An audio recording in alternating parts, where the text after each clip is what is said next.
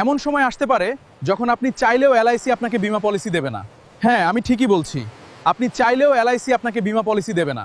নমস্কার, আমি ডাক্তার দিবাকর মাইতি, একজন ফাইন্যান্সিয়াল অ্যাডভাইজার। আমার মোবাইল নাম্বার 8871175801।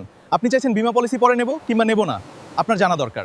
আবার বলছি, এমন সময় আসতে পারে যখন আপনি চাইলেও এলআইসি আপনাকে বীমা পলিসি দেবে না। তার কারণগুলো হলো: প্রথম কারণ, বয়স বেশি হয়ে গেলে। যদি আপনার বয়স 60 বছরের বেশি হয়ে যায়, এলআইসি আপনাকে বীমা পলিসি দেবে না। দ্বিতীয় কারণ, যদি আপনার বড় কোনো রোগ ধরা পড়ে, যেমন হার্ট, ডায়াবেটিস, ক্যান্সার, এলআইসি আপনাকে বীমা পলিসি দেবে না। তৃতীয় কারণ, যদি আপনার মেডিকেল রিপোর্ট খারাপ হয়, এলআইসি কিন্তু আপনাকে বীমা দেবে না।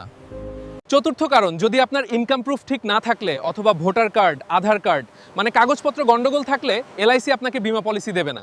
পঞ্চম কারণ, যদি আপনি কোনো রিস্কি পেশায় থাকলে, তখন অনেক সময় পলিসি দিতে চায় না বা প্রিমিয়াম অনেক বেশি হয়ে যায়। ষষ্ঠ কারণ, যদি আপনি কোনো নেশাজাতীয় দ্রব্য ব্যবহার করে বা সেবন করেন, এলআইসি কিন্তু আপনাকে বীমা পলিসি দেবে না। যত তাড়াতাড়ি সম্ভব পলিসি নিন। সুস্থ থাকা অবস্থায় প্ল্যান গ্রহণ করুন। সঠিক গাইডেন্স নিয়ে সিদ্ধান্ত নিন।